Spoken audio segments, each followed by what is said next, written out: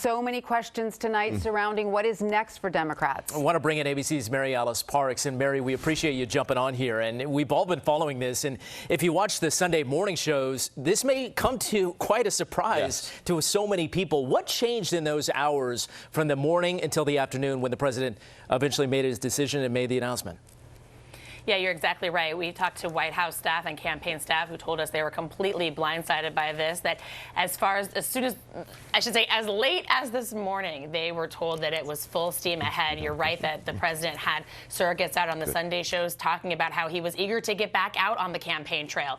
But look, we know that he has been recovering from COVID there in Rehoboth and that he has been getting counsel from his closest advisors. I mean, look, at the end of the day, it was increasingly clear that his own party was not with him. We really saw the dam break with elected officials, elected Democratic officials in the last few days come out forcefully and say that he should step aside. It was going to be incredibly hard for the president to continue knowing that his party was losing faith in him. And I know, too, that this is a president who is very worried about whether he could be a drag on the rest of the party. You know, Democrats desperately want to keep control of the Senate. They are worried about their chances in House races. All of that together was a part of the president's calculation. And Mary Alice, the move then to nominate Kamala Harris, to throw his weight behind her, was that a given? No, not a given. I mean, I think politically it makes so much sense. I mean, he has decided that he has faith in her. He's had faith in her since he picked her to join his ticket. He has talked openly in the last week about how he has absolute faith in her to assume the job. She is a heartbeat away from the presidency.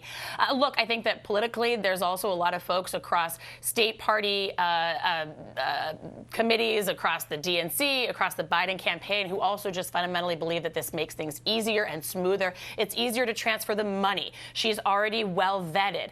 She can sort of galvanize support and keep the party unified in this hectic time.